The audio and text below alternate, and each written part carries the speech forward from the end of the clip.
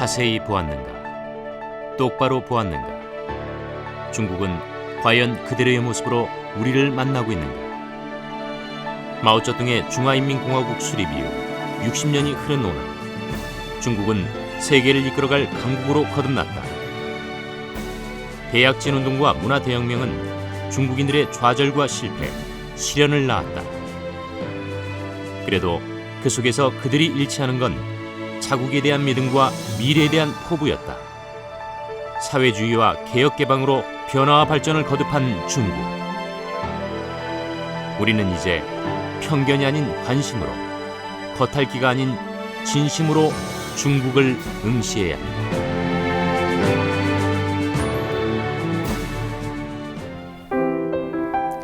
안녕하십니까. 인문학열전 김갑수입니다. 중국이 올해로 건국 60주년을 맞이했습니다. 모택동의 신중국 선포 이후로 60년 세월 동안 중국의 변화서 정말 놀라운 데가 있죠. 대국을 지나서 이제 세계를 양분하는 초강대국으로의 발돋움을 하고 있는 중입니다. 모두가 중국을 얘기하죠. 그런데 가만히 생각해 보면 우리가 지금 이 변화해 나가는 중국에 대해서 바른 이해를 갖고 있는가? 또 중국의 중요도만큼 우리가 그만한 관심과 깊이 있는 성찰 이런 것들을 하고 있는가? 여기에 대해서 좀 의문스러울 때가 있습니다. 오늘 중국이란 나라에 대해서 살펴봅니다. 과거 우리 곁에 일본이 했던 것과 또 다른 역할로 중국은 우리에게 어떤 의미의 기회와 도전이 될 수 있을 겁니다. 그런 중국에 대해서 중국의 정치, 경제, 사회, 문화 전반적인 것, 이 건국 60주년을 맞아 환호하고 있는 중국 사람들의 그 표정들과 교차하면서 우리의 자세를 알아보는 기회가 되겠죠. 강남대학교 중국실용지역학과 박광희 교수 잠시 후에 모시고 깊이 있는 얘기 나눠보겠습니다.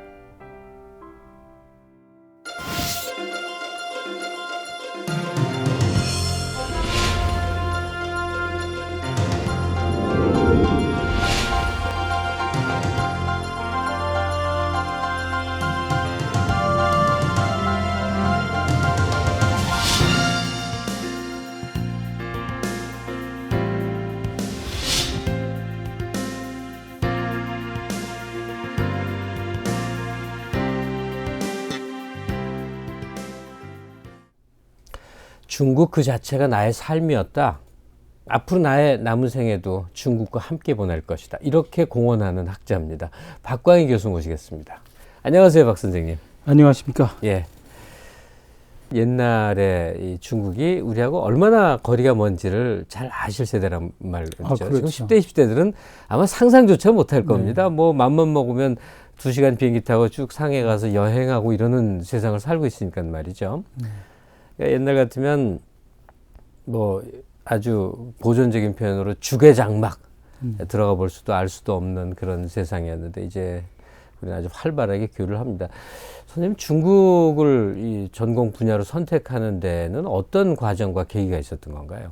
저한테 이제 행운이었던 것이 제가 몸담고 있던 그 연구소에서 북경대학 우슈칭 총장을 초빙을 해서 세계 석학 초청 강연회를 가졌습니다. 예. 그걸 이제 제가 이제 담당을 하면서 그 총장님하고 개인적으로 사귀게 됐고 그 한 열흘 동안 한국에 체류했다가 돌아가시는 길에 제가 이제 제 사정 얘기를 하게 됐죠. 네. 그래서 그 총장님이 굉장히 그 뭐랄까 인자한 할아버지 같은 그런 느낌을 줬는데 그렇다면 자네 소원이 북경대학에 오는 거라면 그 내가 돌아가서 한번 알아봐 주겠다.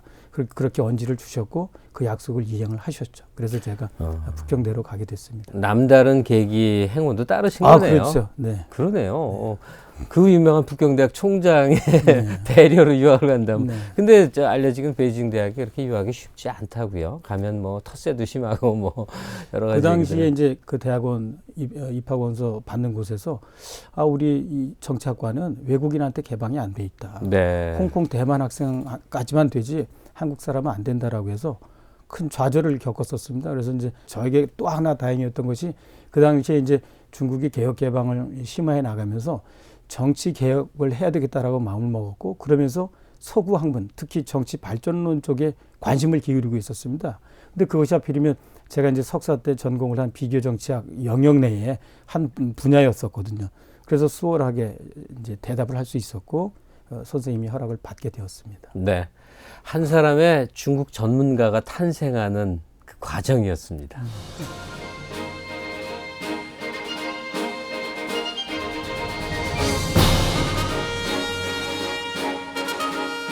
이 건국 이 기념을 맞이하는 중국인들의 표정 말이죠.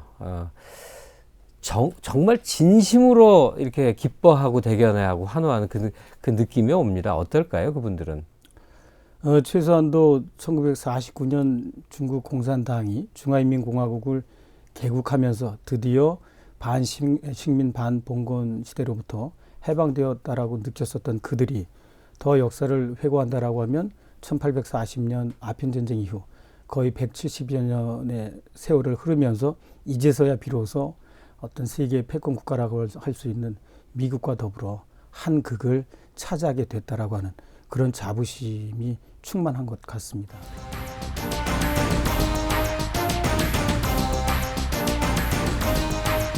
(1949년 10월 1일) 모택동이 천안문 성로에 올라 신중국 성립을 만천하에 알렸다. 역사가 그 흐름을 거두었다. 세계가 중국의 선택에 놀랐다. 그리고 60년이 흐른 지금 중국은 하루가 다르게 변화를 맞이하고 있다. 경제적으로 힘을 과시하고 있는 가운데도 건국 60주년 행사에서는 최첨단 무기를 선보이며 중국의 강력한 군사력을 대내외에 알렸다. 중국 국민들은 강국 중국의 탄생에 환호했다. 물론 신중국 건국 이후에도 20여 년 동안 대약진 운동과 문화대혁명과 같은 고난이 있었지만 중국은 결국 세계사의 흐름에 맞춰 개혁했고 문을 열었다. 중국 시장이 열리면서 중국의 발전은 가속화되었다. 베이징 올림픽은 그 정점이었다. 중국 개혁이 빠르게 진행되는 가운데 공자 정신으로 압축되는 중국 정신을 세계에 알리며 대국으로서의 면모를 천하에 과시했다. 그런데 우리는 중국에 대한 두 가지의 상반된 생각을 갖고 있다. 중국에 대한 고정관념과 편견, 중국이 너무도 빠르게 발전하고 있다는 것에 대한 목도, 중국에 대한 인식이 달라져야 한다. 똑바로 봐야 제대로 관계를 맺을 수 있다.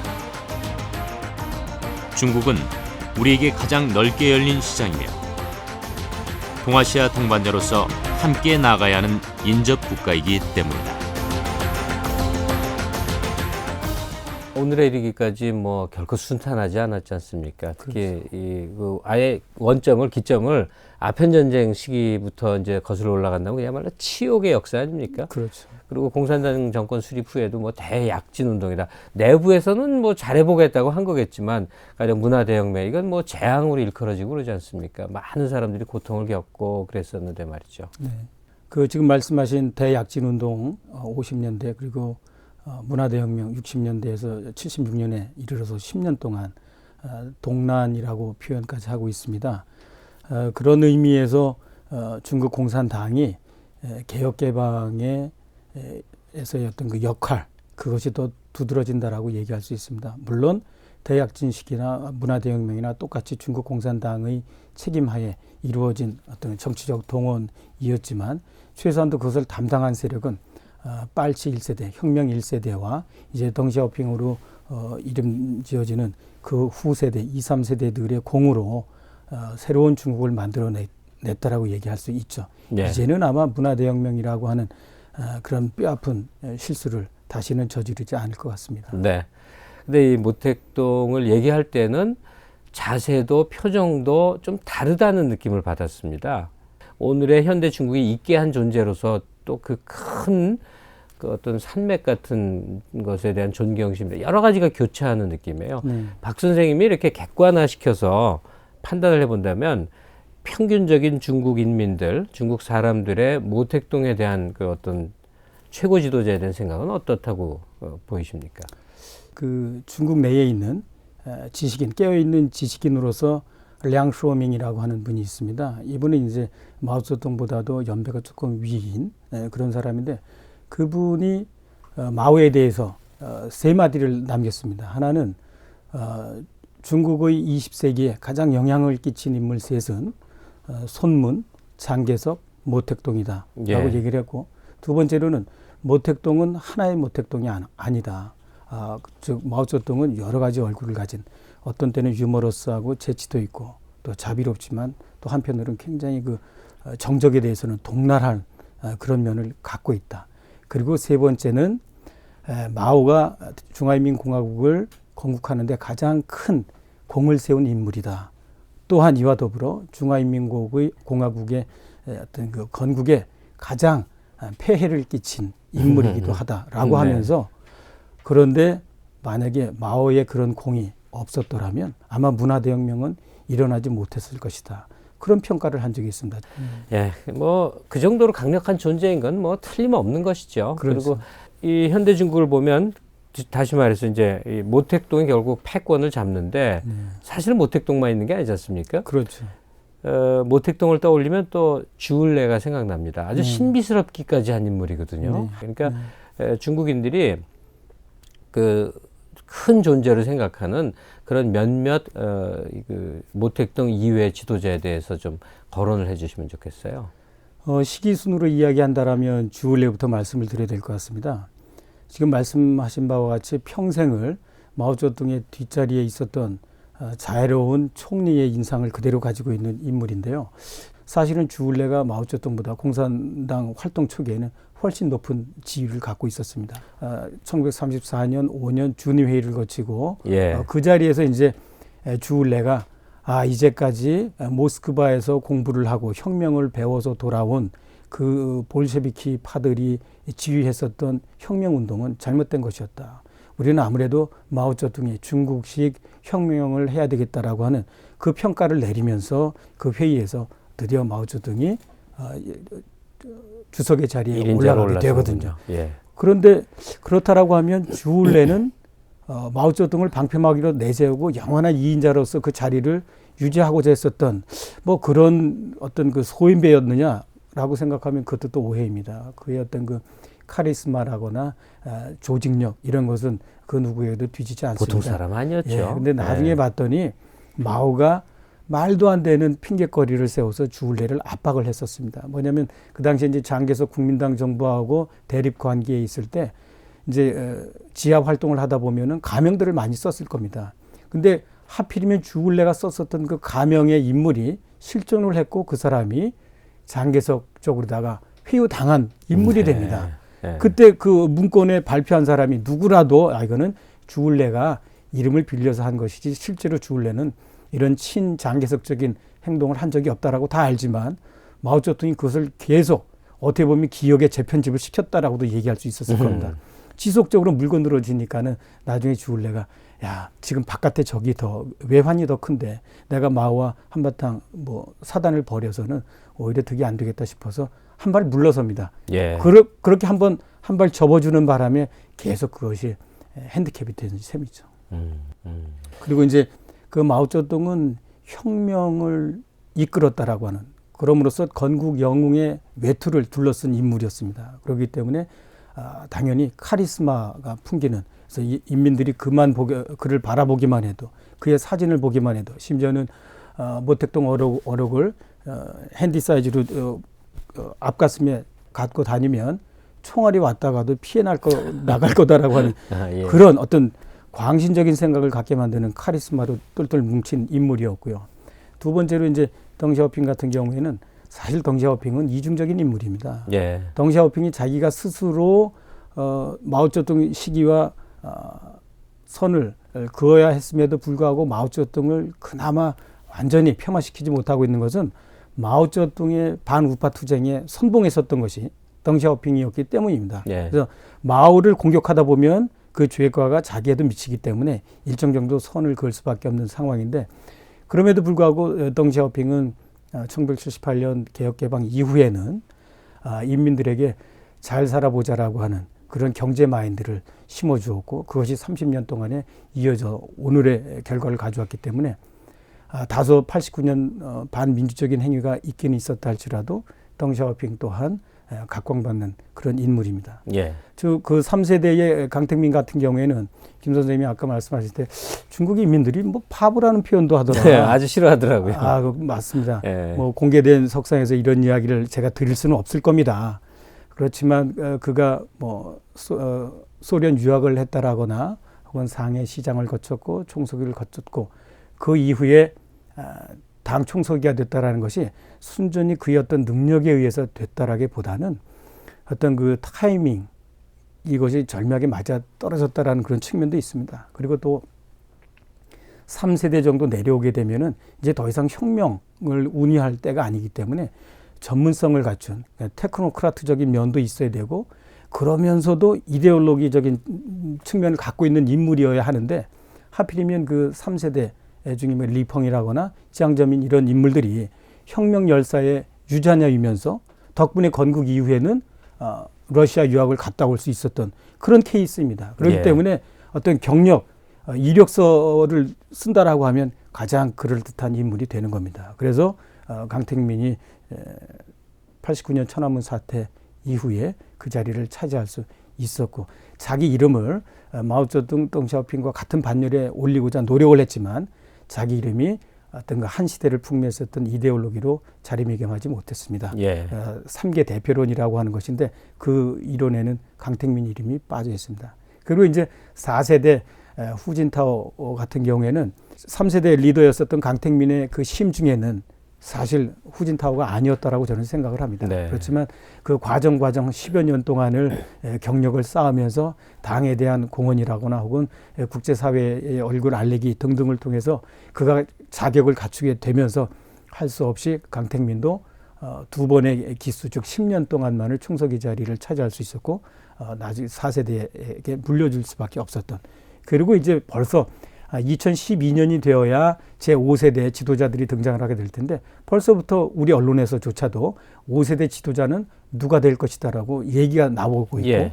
그것이 둘 중에 하나 혹은 그 한 사람이 제5세대 지도자가 될 것은 거의 확실시되고 있습니다. 이런 네. 면을 본다라고 하면 초기에 비해서 점차적으로 후계 구도가 눈에 가시적으로 들어오는 그런 단계를 밟고 있다. 그렇게 이야기할 수 있겠습니다. 근데 그 권력 교체가 그냥 저런 이제 전공하지 않은 사람들이 볼 때 상당히 신기하게 이루어집니다. 뭐 선거를 통한 것도 아니고 말이에요. 그러면서 어떻게 해서 그렇게 세대 교체라고 그럴까, 권력 교체라고 그럴까, 혹은 권력 승계라고 그럴까 이런 것들이 이루어지는 건지 말이에요. 지금 이제 김 선생님이 말씀하신 그 부분은 어떻게 보면 중국적 표현으로는 제대, 티두이라는 그 표현이 맞습니다. 우리 예전에 뭐 손자병법이라거나 뭐 삼국지 등등을 보게 되면은 어떤 성을 공격을 할 때 반드시 성벽을 기어오르는 사다리 병단이 있습니다. 예. 그 사다리 부대들이 가서 사다리를 놓고 기어 올라가다가 위에서 반격이 심해서 떨어지면 다시 또 두 번째 사다리 군대가 또 나가고 그러죠. 바로 그 개념입니다.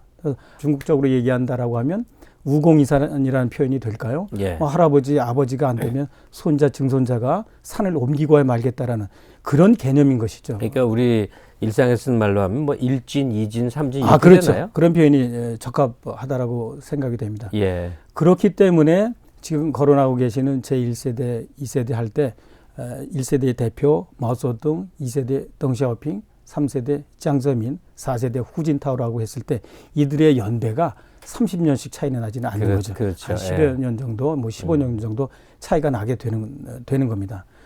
지금 박광희 교수가 중국의 이야기를 할 때 사실은 질문 속에 있지 않았는데도 언급이 자주 나오는 게 바로 천안문 사태입니다. 그렇네요. 워낙 이제 큰 사태죠. 네. 오늘날 현대 이 젊은 청년들, 대학생들은 중국의 대학생들은 그 천안문 사태를 어떻게 이해하고 어떻게 받아들이고 있는 걸까요? 그 시대의 그 천안문 사태 시위 현장에 있었던 제 박사과정 동료 중국인 학생은 저한테 그런 얘기를 했었습니다. 그때 난생 처음 최고의 최대한의 자유를 맛보았다. 외치고 싶으면 외칠 수 있었고 눕고 싶으면 누울 수 있었고 무엇이든지 자신들의 어떤 행위를 제어하는 그런 것이 불가능한 그런 상황이었기 때문에 너무너무 행복했다라는 그런 표현을 하고 있었고요. 그런데 똑같은 강의실에 똑같은 나이에 똑같은 교육을 받았었던 다른 학생은 꼭 그렇지만은 않다. 그거는 어찌 보면 자기 불만을 발산한 것이 아니었겠느냐 이런 이야기도 하는 걸 들었습니다. 근데 이제 이런 다양한 시각들이 있는데 최소한도 한 가지 말씀드릴 수 있는 것은 그 천안문 사태가 끝난 지 몇 해 안 되는 그 사이에는 심지어는 제가 유학생 시절에 그 6월 4일 근처가 되면 제 전화기도 도청을 당했었고요. 그리고 또 학생들이 작은 병을 담벼락에 던져서 깨는 그런 모습을 보여주곤 했습니다. 네. 이제 김 선생님이 이해를 하실런지 모르지만 그 작은 병을 중국어로다 발음을 읽어보면 시아오핑, 소병이란 뜻이고 덩샤오핑은 소평이긴 하지만 시아오핑이라고 해서 발음이 같아지면 거의 비슷해지죠. 예. 그러다 보니까는 병을 던지면서 등소평에 대한 그렇죠 항의 표현이었다라는 그렇군요. 이야기를 하는 거죠. 예. 그런데 어찌된 영문인지 더 연구가 진행이 돼야 되겠지만 그렇게 당시 지도부에 대해서 불만들이 있었지만 그들이 구소련이 몰락을 하고 동구가 몰락을 하고 나서는 너도 나도 다 같이 신자유주의 물결에 휩싸여서 더 이상 정치 민주 이런 부분에 대해서 언급을 거의 안 하고 있다라는 그런 현실이 좀 이채롭기는 합니다. 참 89년이 복잡한 해죠. 일단 뭐 이 동서덕이 이제 그렇죠. 통합이 되는 네. 그런 것이 있었고 그래서 실질적으로 냉전이 끝났다고 선언된 해였고 중국에서는 천안문 사태가 일어나고 그러면서 중국도 이제 개혁 개방이 제도적으로 사회 풍토적으로 그러니까 민주국가라고 흔히 일컫는 그런 모습으로 가까워져가는 그런 과정 물론 진통은 그 몇 년 동안 더 심했습니다만 뭐 그런 모습이 아닌가 싶습니다.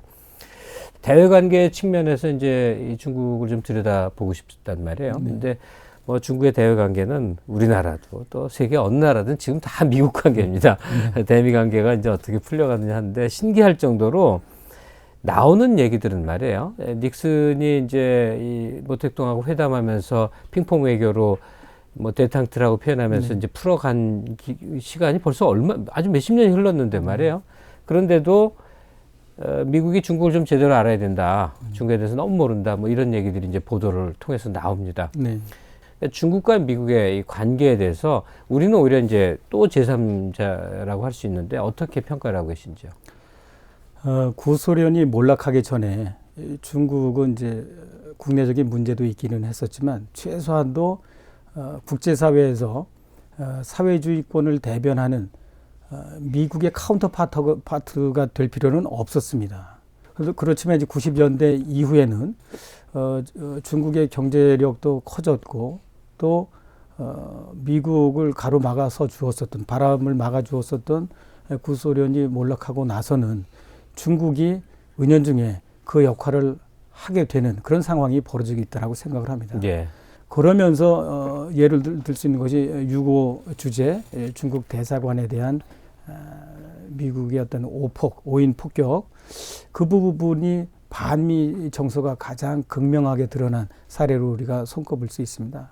그 당시에 이제 중국 사회에 베스트셀러가 한 권 출간이 됐는데 그것이 중국可以说不 번역을 한다라고 하면 노라고 말할 수 있는 중국. 네. 여기에서 이제 노라고 말한다라고 했을 때 그 상대는 당연히 미국입니다. 대해서. 예. 대만 문제에 대해서 그리고 중국의 어떤 그 약점을 침소 봉대시켜서 중국을 안 좋게 평가하고자 하는 그 미국에 대한 중국인들의 민족주의적 반로라고 이야기할 수 있습니다. 근데 그 책이 나온 지 한 10여 년 됐지만 금년 초에 또 나온 책이 한 권이 또 있습니다. 그거는 이제 중국不高兴 이런 제목을 달았습니다. 중국 기분 좋지 않다. 그런 이야기입니다. 네. 이 책 제목은 다르지만 밑에 이 두 책이 깔고 있는 정서는 똑같습니다. 반미 민족주의 정서입니다. 예. 왜 우리가 지금까지 30여 년 동안 허리띠 졸라매고 경제 발전을 위해서 저임금에 수출을 많이 해댔는데 그 저가의 수출품을 잘 수입을 해서 쓴 미국 경제 위기를 우리 탓으로 돌리고 있는 거냐. 그런 측면에서 또 역시 마찬가지로 미국에 대한 반감을 표시하고 있습니다. 네.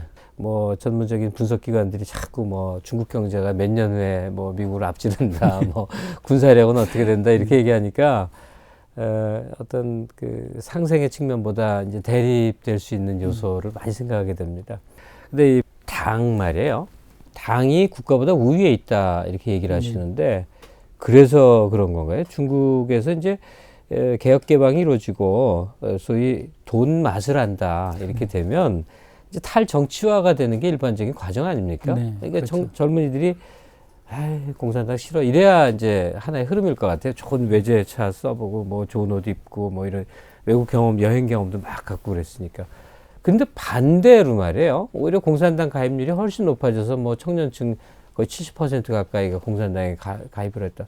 뭐 어떤 현실적인 이득이 돌아와서 그러는 걸까요? 아니면 국가 체제하고 당이 완전히 일체화돼 갖고 공산당의 일원이 되는 것이 전혀 불편하지 않은 그 어떤 시스템적인 장점이 있어서 그러는 걸까요?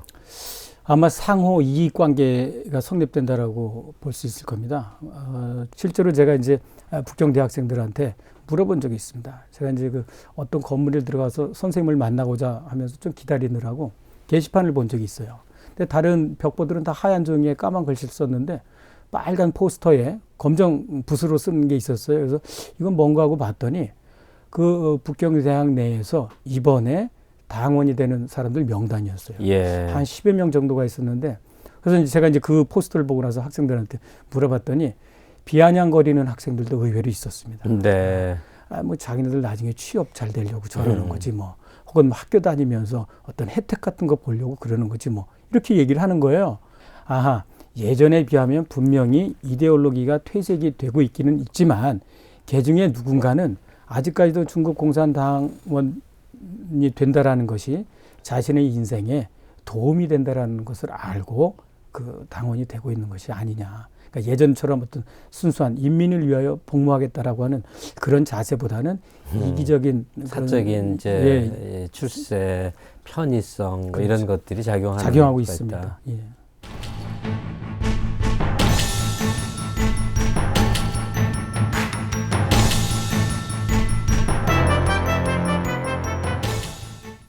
여러분 제가 퀴즈 하나 내겠습니다. 우선 쉬운 문제부터 우리 한자로 읽을 때 가구가락 중국 발음으로 크어커우 크얼러 이렇게 이르는 겁니다. 가구가락 이 정도는 아마 다 아실 거라고 생각이 듭니다. 바로 코카콜라를 음차를 해갖고 이렇게 한자로 쓰는 거죠. 자, 퀴즈는 이겁니다. 투어 커우시오 이것이 무엇을 가리키는 낱말인지 영상을 한번 보시죠. 서가를 돌다가 신문방송학 관련 도서 가운데 한 권을 집어들고는 또 한 번 중국인들의 주체적 외려 표기를 보고 놀랐다. 그 책의 제목은 이랬다. 투어 커 시우. 나는 글자의 조합이 일반 중국어 단어, 특히 책 제목에 쓰일 글자가 아니기에 우선 책 제목을 발음해 보았다. 투어 커 시우. 토커슈. 그러면서 뜻을 헤아리기 시작하자 곧 감탄이 터져나왔다. 즉 생각 없이 입을 벌려 말하는데 그것이 아주 청명하다란 뜻으로 유추되기에 나는 곧 그 단어가 토크쇼를 음역했다는 것을 알 수 있었다.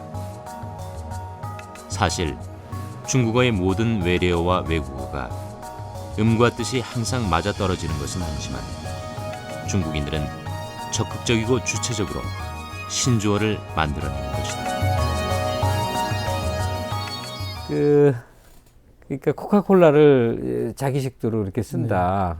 토크쇼인데 이 중국식으로 한다 하는 게 중국 사람들은 그게 편해서 그럴 수도 있겠는데 이거 역시 중화의식의 발로가 아닌가. 그러니까 다른 나라에 있는 거 모든 걸 우리식으로 소비하는 겁니다. 중국식의 그 외래 문화 수용이라고 그럴까? 여기에 대해서 아마 많은 인상을 갖고 계실 것 같은데요. 네. 근데 그것이 어떻게 보면 이제 중화 의식이라든지 자기네들의 편의주의적이라는 생각보다는 제가 보기에는 언어의 통일성을 기하고 있는 것이 아닌가 그렇게 여겨집니다. 예. 그 한 가지 예를 들어 본다라고 하면 예. 제가 도서관을 뒤지다 보니까는 한 볼륨이 한 15cm쯤 되는 사전이 있는데 제목을 보고 무릎을 쳤습니다.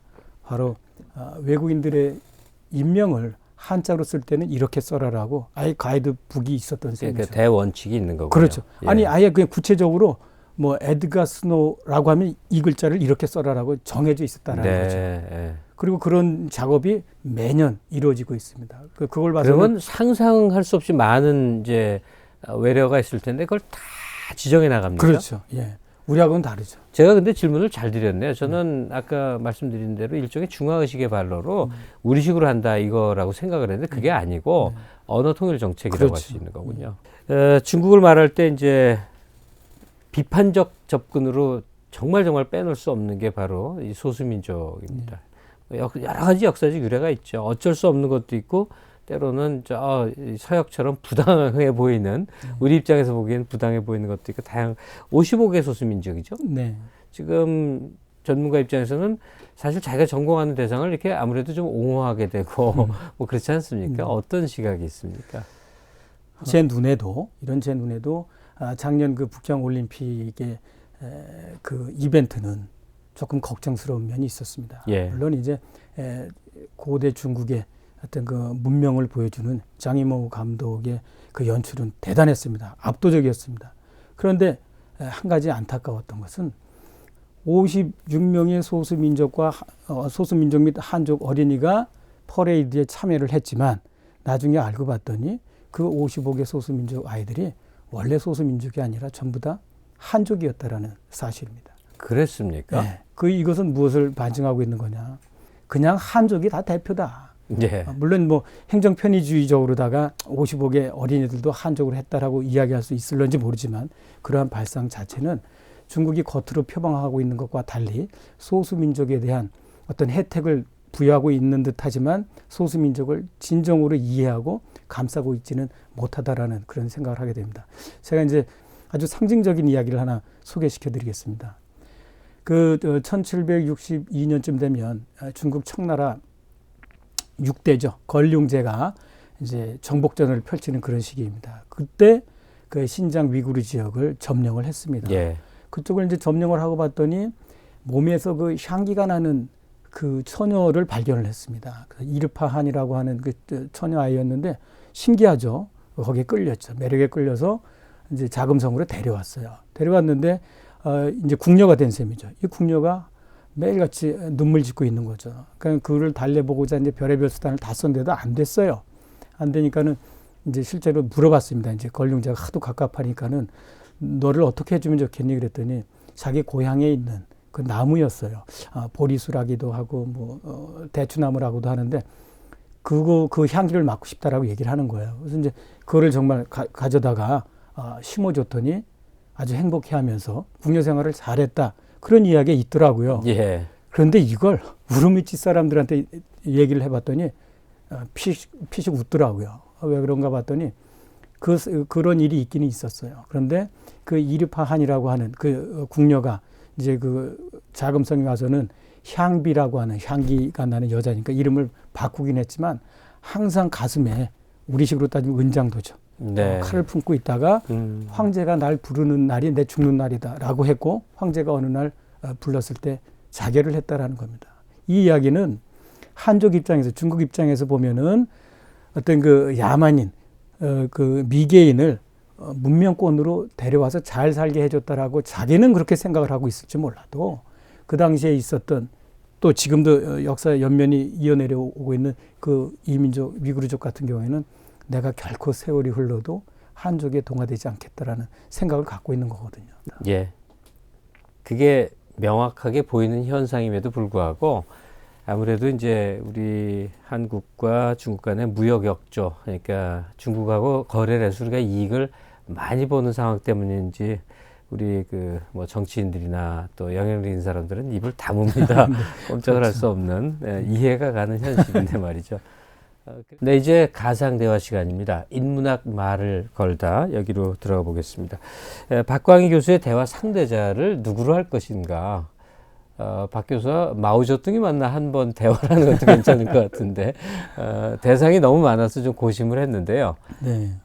좀 생각을 섬세하게 하기로 했습니다. 바로 장이모 감독. 우리한테 너무나 친숙한 존재 아닙니까? 그의 영화 중에 인생 아주 정말 이렇게 정말 가슴이 찡하면서 본 분들이 너무 많지 않습니까? 이 공리가 주연을 했던 그 영화의 인물 푸구이죠. 그 인물과 함께 대화를 하는 그 가상 형식을 꾸며봤습니다. 함께 보시죠.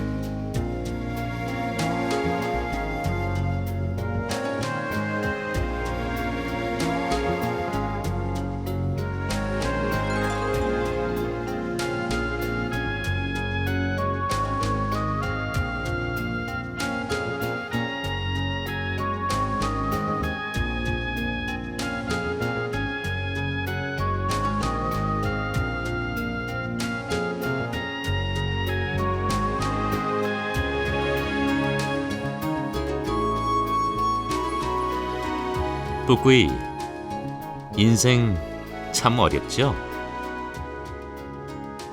국민당이 집권했던 항일전쟁 시대, 공산당 집권 시대, 실패한 대약진운동, 문화대혁명, 그리고 개혁 개방 직전까지 너무 숨이 가빴지요. 뱃속에 역사가 들어앉아 날 조종하는 것 같아요. 역사가 날 숨차게 했죠. 영화 속에서 당신의 그림자극은 국민당 치하에서는 당신에게 돈을 줬고 공산당 치하에서는 당신을 살게 했죠. 그림자극에서 그림자를 가만히 생각해봐요. 그림자라는 게 우리의 인생과 뗄래야 뗄 수 없는 거 아니겠어요? 또 다른 인생이라고는 할까요? 그림자극을 통해 사람들은 자신의 또 다른 인생을 보는 마음인가 봐요. 그림자극을 만드는 내게 그림자극은 생존이지만 그들에게는 위안이었나 봅니다. 당신의 아들을 잃게 만들었던 대약진 운동 기억이 나는군요. 에이, 그 얘긴 하지 말아요. 아들 놈만 생각하면 내가 가만히만 있었어도 그놈은 살았을 거예요. 아니, 시대가 그렇게 만든 거예요. 학교를 방문하는 고급 관리를 환영하기 위해 휴일인데도 어린이들을 학교에 불러모았죠. 당신의 아들도 거기에 가야만 했어요. 낮잠을 자는 아들을 데리고 가는 당신의 모습이 떠올라요. 그리고 담벼락에서 졸던 아들은 결국 트럭에 치여 저 세상으로 가고 말죠.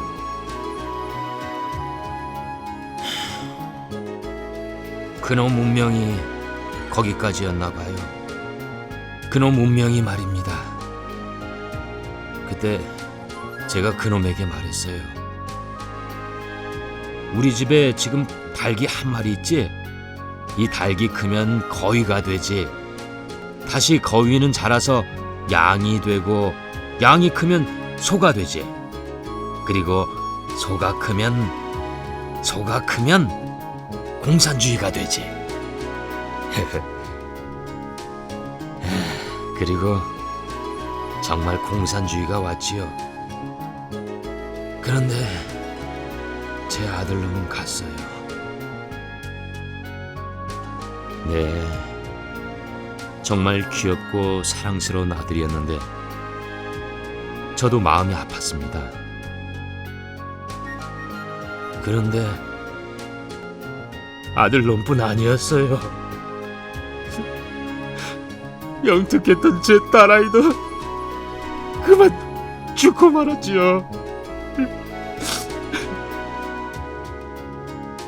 네, 문화대혁명 때였던가요? 새파란 학생들이 병원을 차지한 상황에서 아이를 낳다가 변변한 치료도 받지 못하고 죽고 말았죠.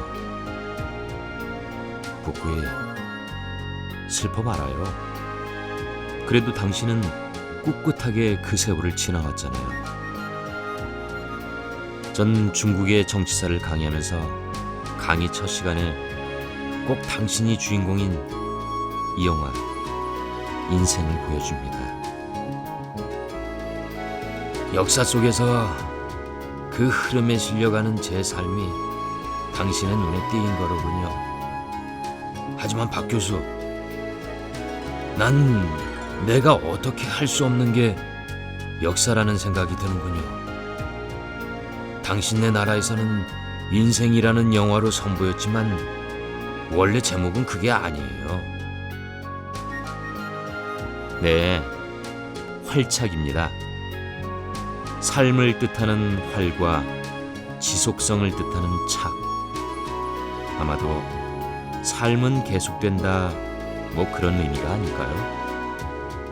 당신의 삶은 역사의 격동 속에서도 끈길 듯 하면서도 이어집니다. 지금의 중국은 역사 속에서도 쓰러지지 않는 당신과 같은 인민이 있어 가능했을 겁니다. 삶은 이어진다는 믿음, 그런 믿음을 가진 인민들 말입니다. 그런가요? 아들의 무덤 앞에서 난 울고 또 울었습니다. 부모는 자식을 가슴에 묻는다고 하지요. 중국의 정치인들은 그런 부모들이 여전히 많다는 것을 알아야 한다고 생각해요. 나 북구이도 내 가슴에 무덤이 있습니다. 박 교수, 나도 내 조국을 사랑하지만 나의 조국이 수많은 나로 이루어졌다는 걸 알았으면 해요. 자식을 잃은 사람이 너무 말이 많군요. 좀 쉬어야겠어요. 아들의 심장을 가져간 그 담벼락에 좀 기대하겠어요. 네, 너무 어렵게 달려오셨습니다. 쉬세요. 그 담벼락으로 후진할 트럭은 제가 치우겠습니다. 편히 쉬십시오, 북코이. 바로 그 인생, 네. 지금 북구이와 대화를 했습니다. 우선 그 소감이 어떠신지 영화 인생에 대해서 좀 더불어 이렇게 얘기를 해주시면 좋을 것 같아요. 개혁개방 전에는 궁극적인 도착지가 공산주의였습니다. 공산주의였고. 거기에 반해서 개혁개방 이후에는 공산주의라고 하는 이데올로기는 온데간데 없고 기차, 비행기 하면 어떻게 보면 자본주의의 상징적인 탈 것 아닙니까? 그럼요. 네. 그렇다라고 하면 이제 인민들에게 사상 해방을 통해서 경제 마인드를 받아들여서 시장 경제 받아들이자, 이런 쪽으로 메시지를 던진 것이 아닌가 하는 그런 의미를 저는 찾아봤습니다. 예.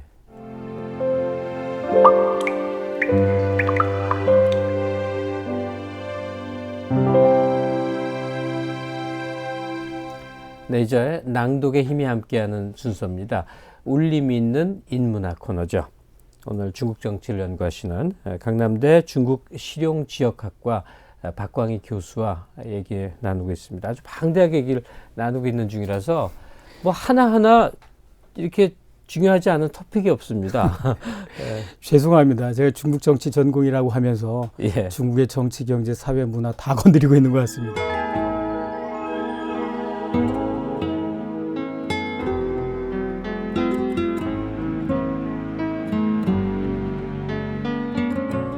현재 우리나라는 중국 열기로 지나치다 싶을 정도로 들끓고 있는 것 같다.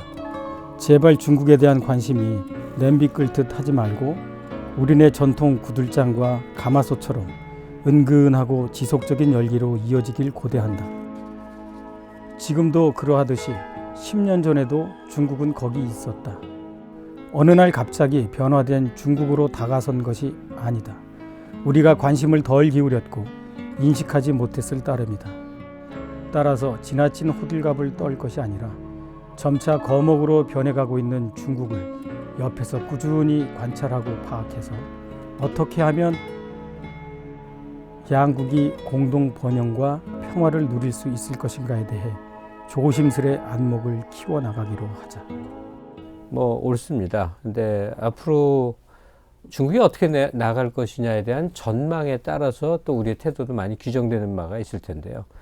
마무리 삼아 뭐 반복적으로 얘기하셔도 좋습니다. 우리가 중국이라는 나라를 어떻게 인식하고 대할 것이냐와 더불어서 앞으로 중국이라는 국가가 전개돼 나갈 그 전망이라고 그럴까요? 이게 궁금합니다. 90년대 이후에 중국의 어떤 대외적 행보를 나타내주는, 그리고 중국 내부적으로 외교 지침으로 받아들이고 있는 말들이 있습니다. 거기에는 타오광 양회, 이거는 이제 금은밤 남에게 흔적을 감춘 상태에서 검수를 연마하고 있는 그런 사자성어이고요.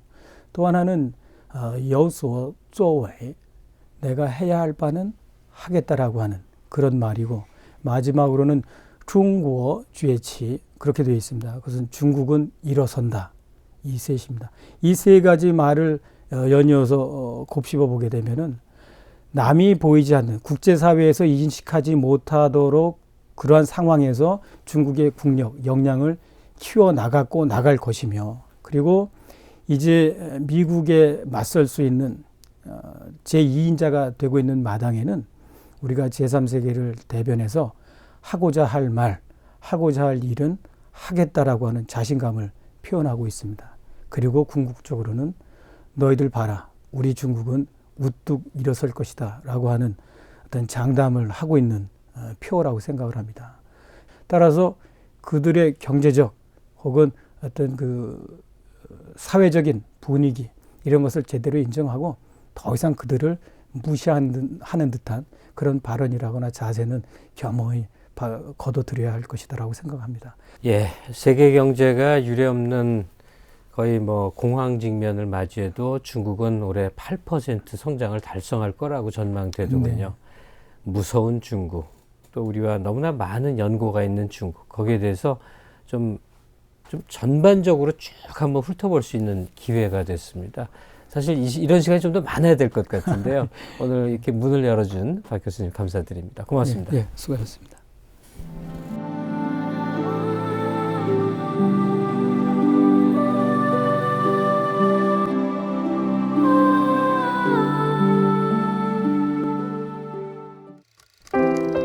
네, 오늘 강남대학교 박광희 교수와의 중국 공부 어땠습니까?